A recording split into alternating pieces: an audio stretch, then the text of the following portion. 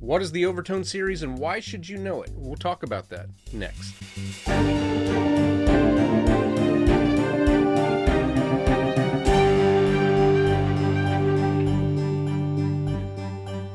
And hello, welcome to the Musician Toolkit. This is episode 7. My name is David Lane, and I'm glad to be with you today.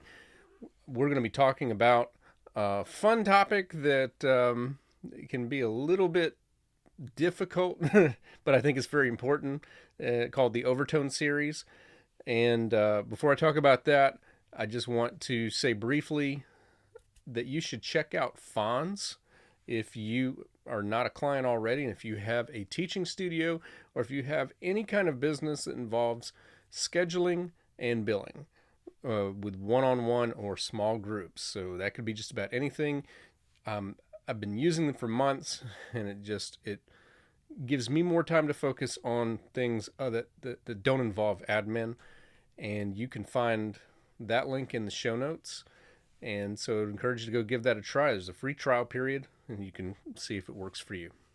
In the previous episode of the Musician Toolkit, I was talking to Federico Pavetta about jazz piano. And in the middle of that, we were talking about voicing chords and why, it doesn't sound good to choose chords in closed position. That is to say, root, third, fifth, all within an octave, stacked in that order.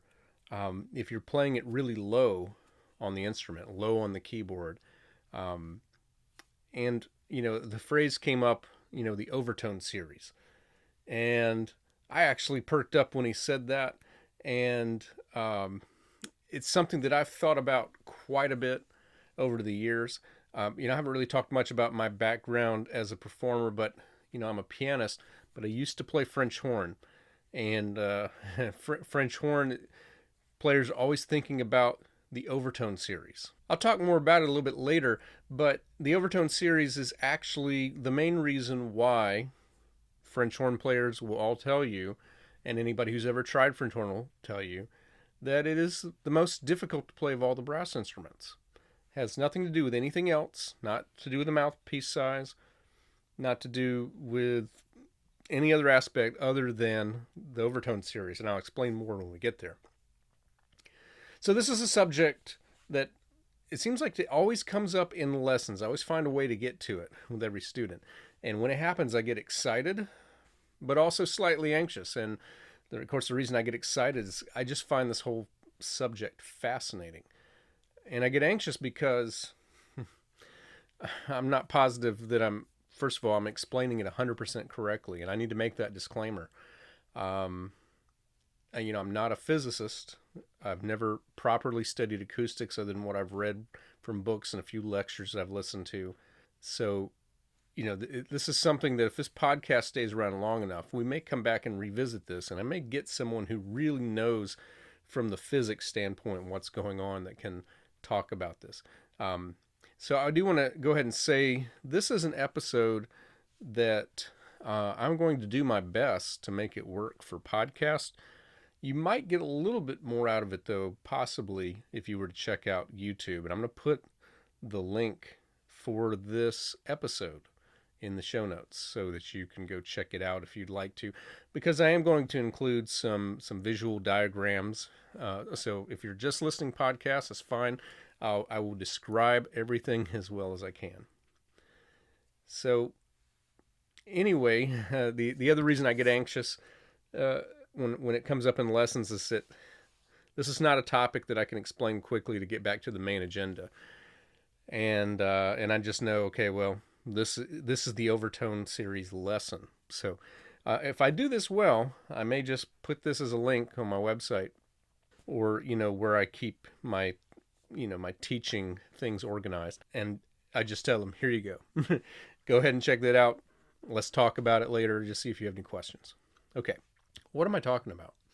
I'm talking about something that exists in the world of acoustic music, and it's called many names, but it's most commonly known as the Overtone series, and it's also known as the harmonic series. So, if what I talk about next causes you to zone out with some boredom, just know that by the end, we'll go over how this can be accessed in instruments and how understanding it can make you a much better improviser, composer, or arranger. And again, all of those are among the 20 tools of musicianship. So as best as I can explain it, let's talk about what it is.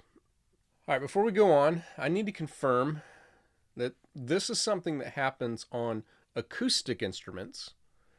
That is, instruments that are produced with strings, your breath, or some other physical element, such as a hammer or stick, as opposed to purely electric instruments, like a digital keyboard. An electric guitar is an example of something that has the same physical mechanisms as its acoustic counterpart.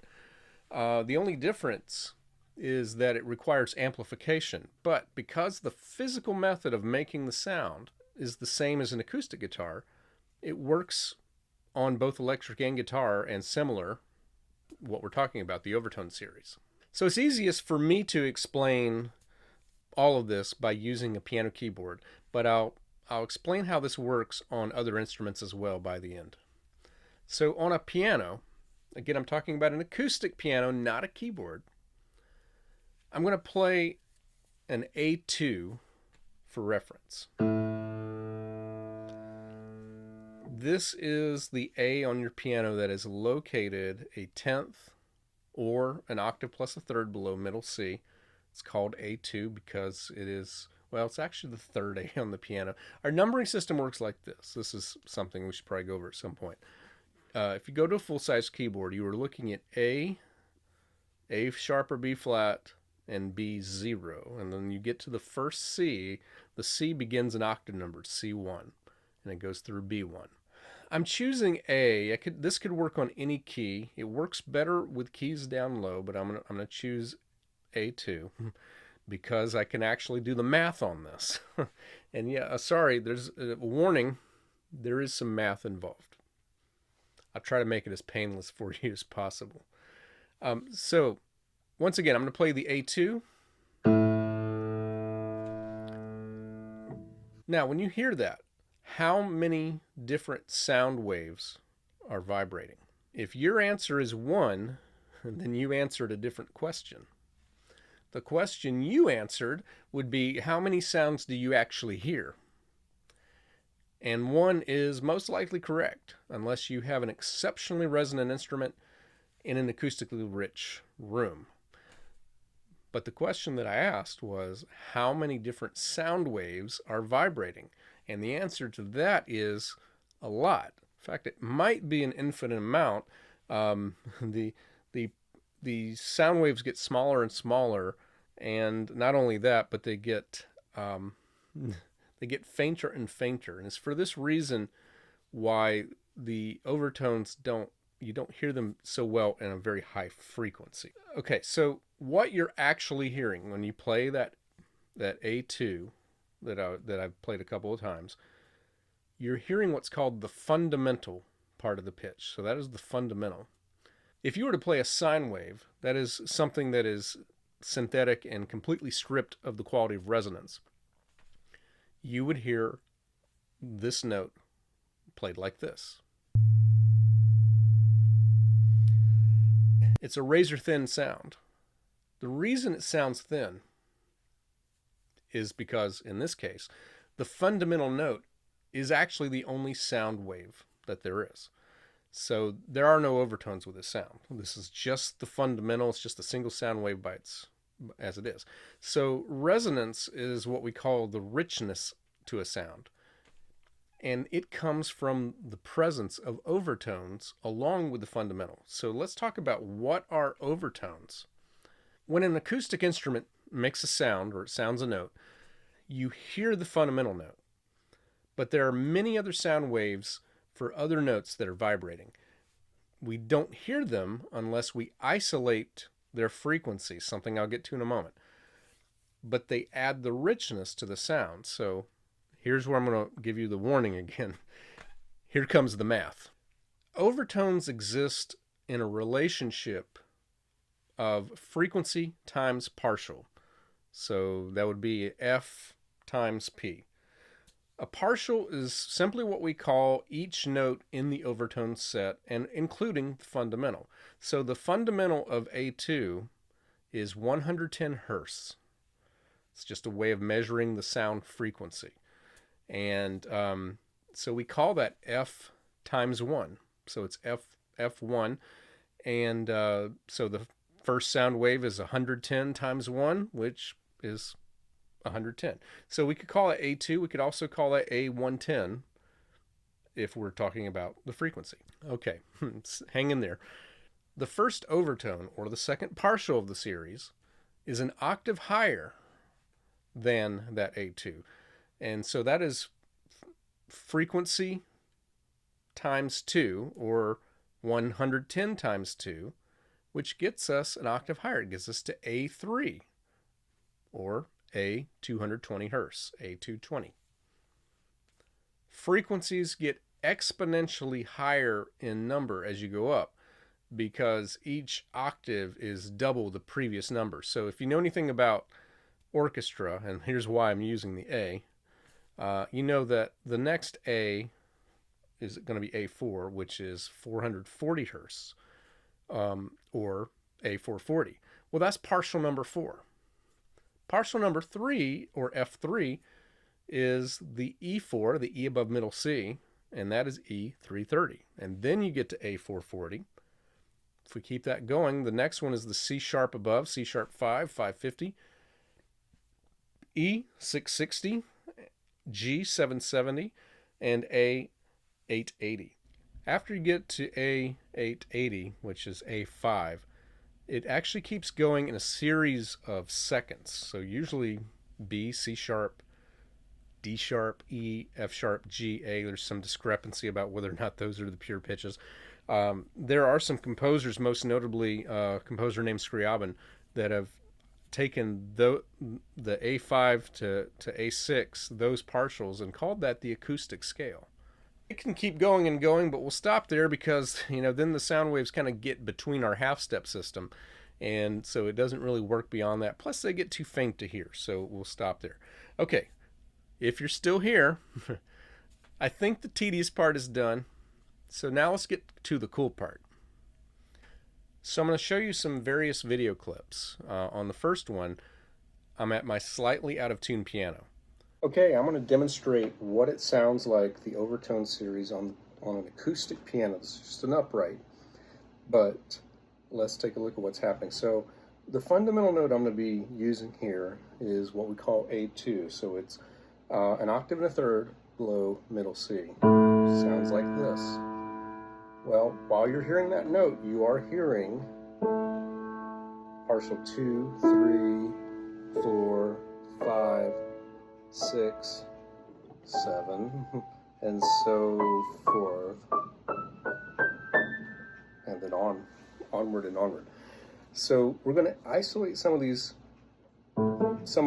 harmonic overtones by me silently pressing one at a time. So like this is the fundamental note. I'm going to start an octave above. I'm going to silently press that note, silently as I can, and I'm going to quickly hit the fundamental note, the A2.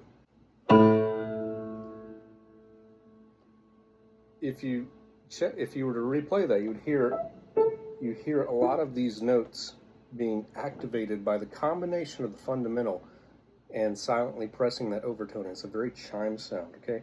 So the next note I'm going to press is E4. This will be partial number 3. And I'm going to hit the A2 while I hold that down.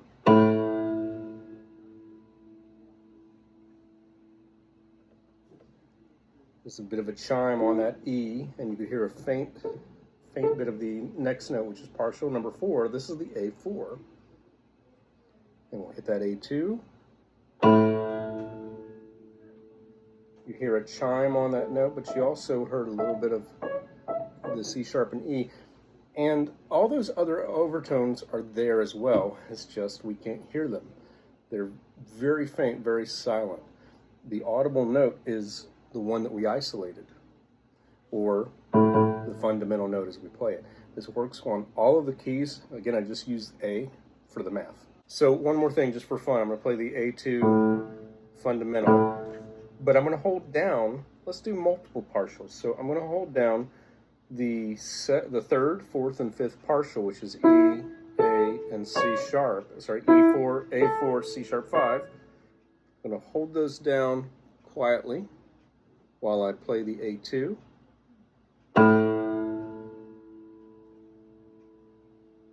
All three of those notes are chiming, and I also heard a little bit of the next partial, which is the E5, going as well. This is an effective acoustic instrument. You get something similar on guitar, you get something similar on harp. Any instrument that's plucked or hammered will give you that same effect. In this next video clip, I've asked my wife to play her viola on an open A string. Then she's going to lightly touch the spot of the string where she would press down to get the octave higher, but she's just going to lightly touch the string.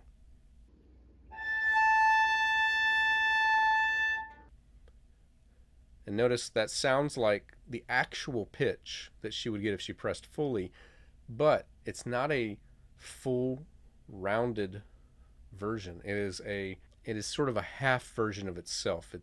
It doesn't have the richness. It's just kind of like a ghostly sound. Then I'm going to have her actually move a little closer to the bridge and play what would be a perfect fifth above the string. So this is on her A string. This is where she would play the E above. She's going to lightly tap it.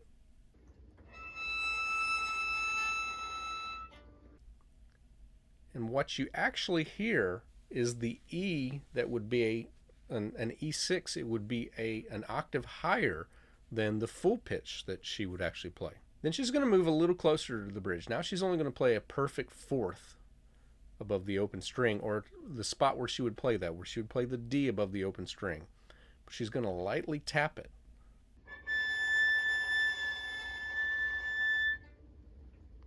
What happens is she now gets the harmonic that is 2 octaves above the open string.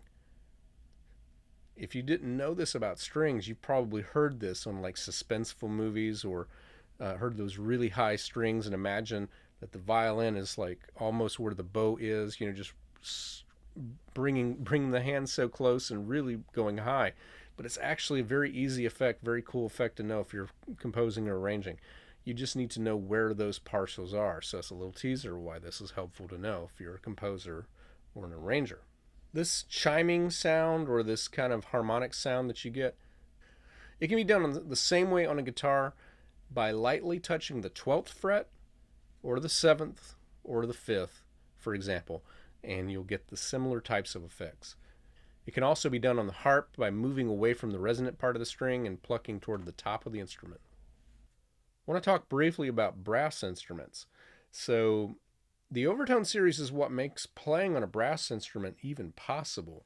You only have 3 valves, and there's a limited number of combinations as you can put them down, and yet you have to move across, for most good brass instruments, 2.5, 3 octaves, sometimes more. A very good horn player can play usually about a 4 octave range. They have to be able to do that through combination of lip pressure to achieve the next overtone of the series. This next video is of Harlan Feinstein, who is actually a past guest of my other podcast, Life in the Pit. He plays multiple brass instruments, and I asked him that my preference would be for him to demonstrate this on French horn. So he's going to show you the various notes that can be played without pressing any valves.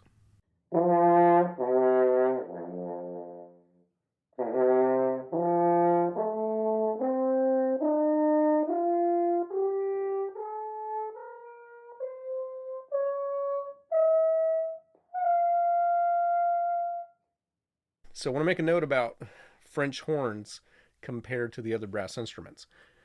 Another thing that we could get into that confuses most musicians, that takes a long time to explain. So please forgive me if I don't take time to do that for this episode. I may kind of punt that down the road.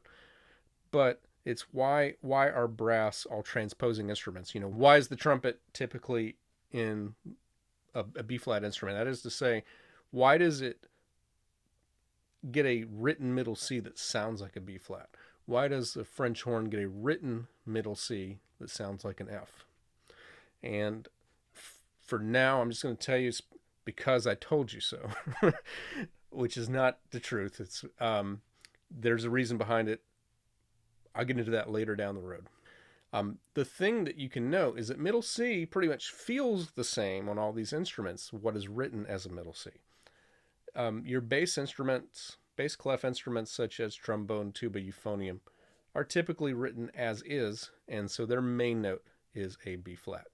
If you take this concert B flat that gets written as a middle C for trumpet, or if you take what would actually be an F, that gets written as a middle C for French horns, let's just take, where does their middle C, or, for trumpet we'll say B flat, where does that occur in the overtone? Well, it's the second partial. It's the first overtone that they could get from the lowest note they can possibly play in first position or with no vowels.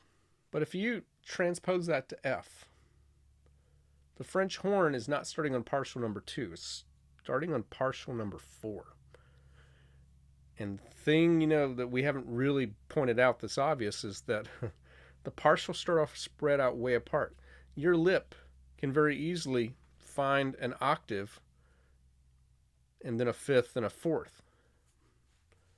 And when a trumpet or trombone does that, when they get into thirds, they're in the highest octave that they're usually ever asked to play, unless they're like a first trumpet in a jazz band, that's doing the screechy notes. French horn, just to play in the normal octave that they're asked to, they're already in the partials that are close together by thirds. French horn can go from their middle C to an E above, to a G above, a B flat above, and C. In fact, when I was in 7th grade band, our chair audition was just that. The horn player who could on one breath slur all 5 of those notes, C, E, G, B flat, C, would get first chair. I got last chair out of 7 horns the first time I tried it.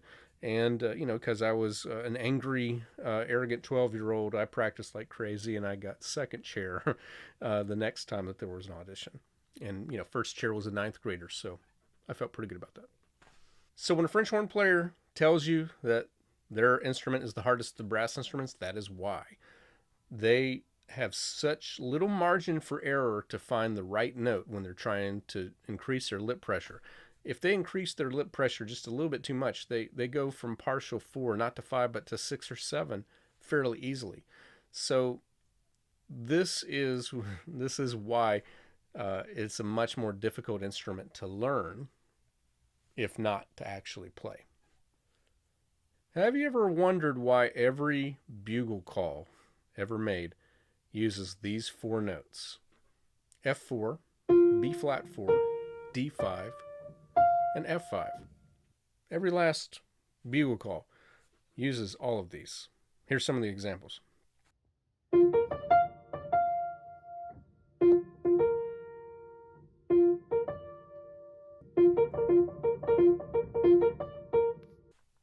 And that's it. It's just those 4 notes. Why is that? It's because it is in a not easy, but very doable part of the range for a bugle, which is essentially a trumpet that has no valves. And what it is it is the 3rd, 4th, 5th, and 6th partials of the Overtone series, which a trumpet is usually centered around B flat is its main note. Now, as I mentioned, this does not work on true electric instruments like a keyboard that you plug in. A keyboard, even one with a good piano sound, is really just recordings sampled into the instrument. So if it sounds resonant, it's because there was a resonant recording of a piano made, but you're not producing real resonance.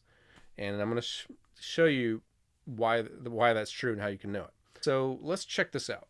This is another video clip that I've made for you. This is the second half of Gavotte number 2, which is known as the Musette, from Bach's English Suite number 3. Let's check out the sheet music first. I want you to notice the tie in the bass, the G3 that never ends. I'm going to play it as written on the keyboard. Okay, so now I'm going to play the second half of the G major gavotte, also known as the musette, from Bach's English Suite Number 3. And this note is meant to sustain for basically 12 full measures of a very slow cut time. And if I just play it, this is not going to be as good on a recording as when you hear it live, but anyways, you hear this is getting more and more faint. With about 4 or 5 measures left, this note will completely decay. And if I was on an acoustic piano, the same thing would happen, but I'm not going to do what a lot of other books do, which is to re-strike this note. I'm going to hold it down the whole time, and I'll keep holding it when I'm done with this passage, and we'll just see what's there. So this is the passages.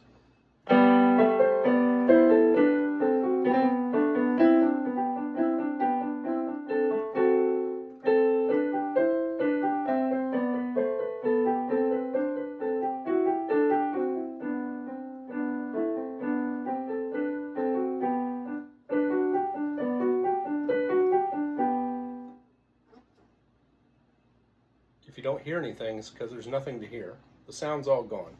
That G decayed just like I said it would. And all the other notes that I played against it, it didn't matter. So at the end, I'm holding on to the G3, but the sound is all gone. The fundamental sound of the G3 dies halfway through that passage. Holding it down does no good on an electric instrument, and for that reason, some editions have separated the tie so that you restrike the note, such as this example here. But don't you suspect that Bach knew what he was doing? So now I'm on an acoustic upright. This same note, if I was to play it, it would completely decay. Long before this passage is done, I'm going to play the same passage, the second half of the G major gavotte from Bach's English Suite Number 3. And again, unlike some editions, I'm not going to restrike this so that we keep hearing that note. I'm going to hold this down. And when I'm done with the passage, I'm going to keep holding on to that note. And let's see what happens now.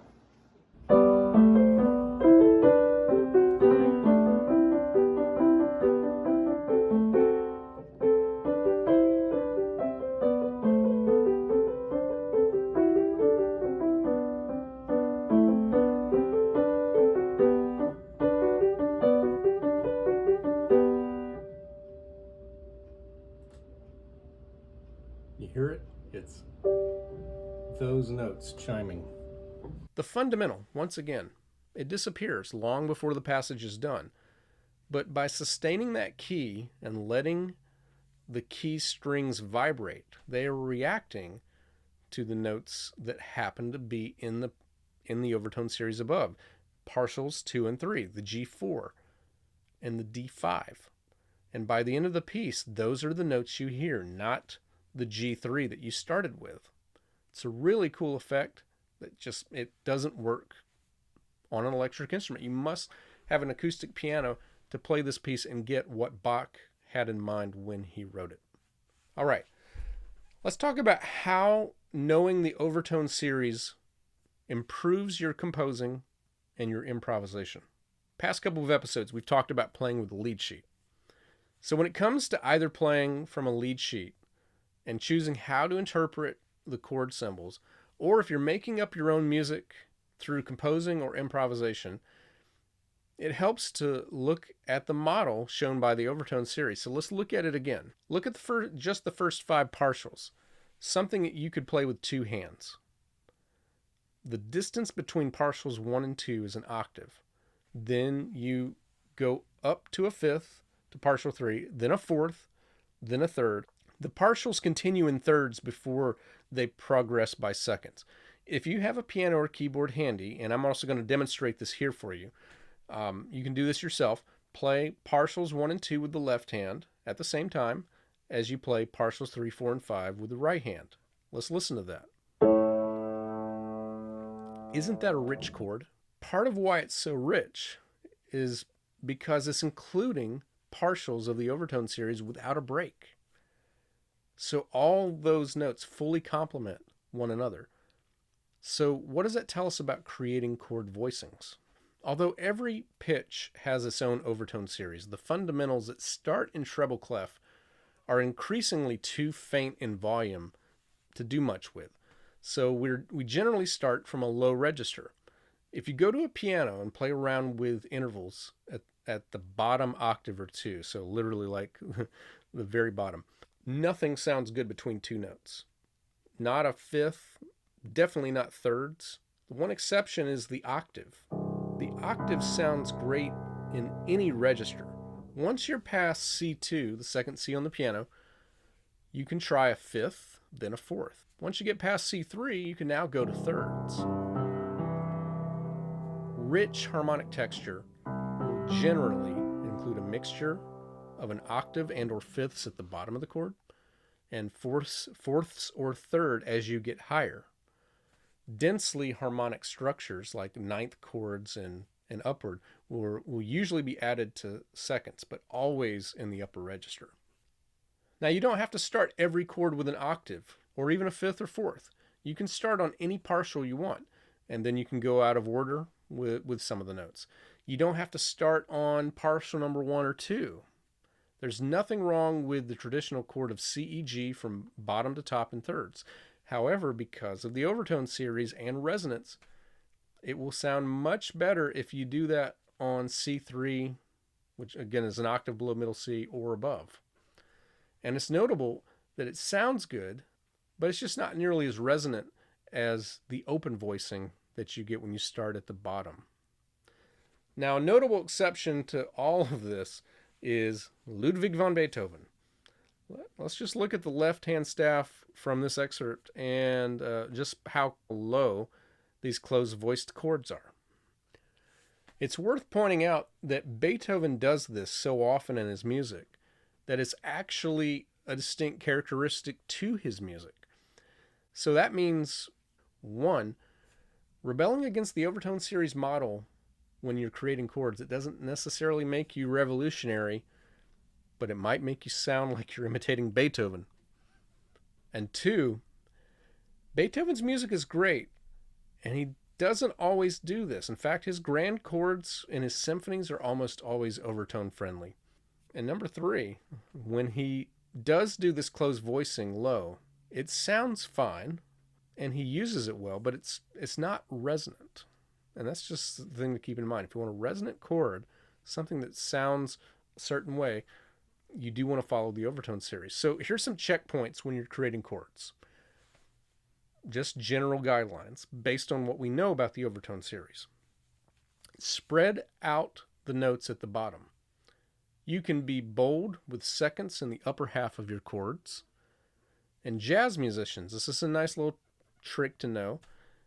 Only put the root, third, fifth, and seventh in the bottom half of a chord. So if you're stacking like 3 notes in the left hand, 3 or 4 notes in the right, a real thick chord, keep the root, third, fifth, and seventh on the bottom.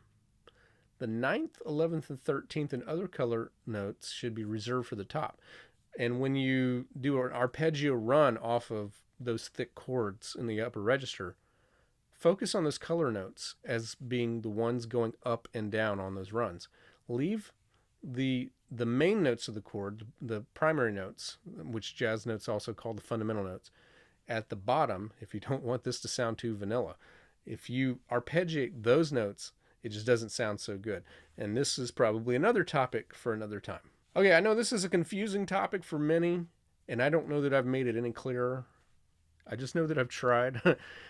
Send me a message or comment on any post on social media if something specific needs more clarity. And if you'd like to check this out as a full presentation, as a video, if you're not already on YouTube, I do recommend that you go check that out to just see some of the examples. And that's going to be it for episode number 7. I have a really fun interview that I'm looking forward to sharing with you next week. It's kind of special to me personally, And really, really looking forward to that next week. So I hope you'll come back and check out episode 8 when I premiere it next week on February 13th. Thank you. Please share this episode if you got any value out of it. And please tell your friends about this podcast. And if you haven't already, I would really appreciate it if you would leave a 5-star rating and review, especially if you're listening on Apple Podcasts, but also on Spotify. Thank you so much for listening.